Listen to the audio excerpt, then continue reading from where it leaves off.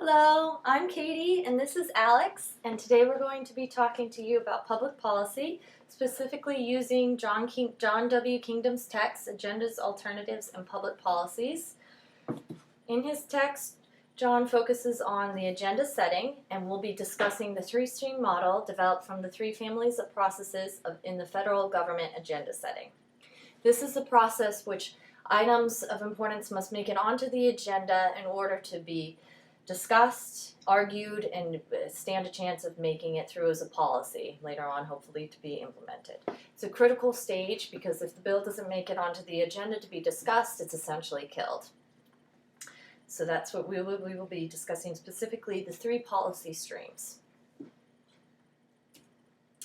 First stream that Kingdom discusses is problem. This is essentially problem recognition. It involves defining and framing the problem, which is very important because however you frame the problem will differentiate the solution that comes up. Problems usually occur from a focus event, such as a crisis. Crises or focus events are more likely to receive attention and, if handled correctly, stand a much greater chance of making it onto the agenda. This process also involves a variety of information, potential effects, and often uses comparisons. Second stream is policies. This is a process of formation and refining of policy proposals. This process essentially entails of what can be done about the problem, the solution, what can be done to fix the issue. When looking at a specialized problem, it often creates an atmosphere of survival of the fittest. The policies have to compete against each other for a spot on the agenda. Last stream, politics. This refers to the mood of the public, the political climate, or as Kingdon puts it, swings of national mood. This can change quickly based on the readiness of the nation to face the problem or the current problems that face the country. Items that best fit the current political atmosphere are more likely to make it onto the agenda.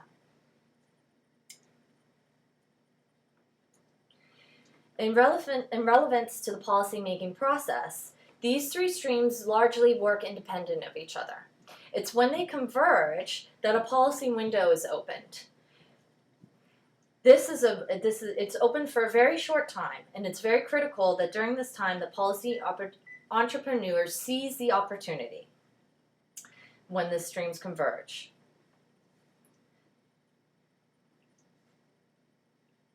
Yes, that's very important that they seize the opportunity because the window will close quickly, essentially. It's rare that all three of these independent streams will come together in order for this to be a perfect time rabbit. Another example of this that I like to use is a metaphor that Kingdon used in his text of planting a seed. As a visual learner, I felt this was a great example and helped me understand the concept in a different way. So, quick computer glitch.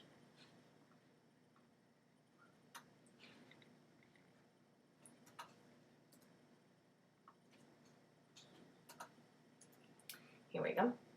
Essentially, you can have a seed, the idea, but in order for the seed to grow, you'll need fertile soil, fertile ground to plant it in. Then you need not only that, but you need water, light, and also, he says, a bit of luck or green thumb. It's the joint effect of all these factors coming together that allow for the plant to grow. As we know, some days it can be sunny, but it won't rain.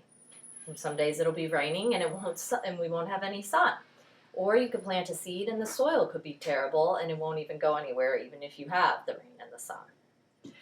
So you need all of those together in order for everything to flourish. A real-life example of this would be Obamacare. Proposals for national health care have been developing and emerging since the days of Teddy Roosevelt's presidency, yet no national solution has ever passed through Congress. There's been no national policy until Obama.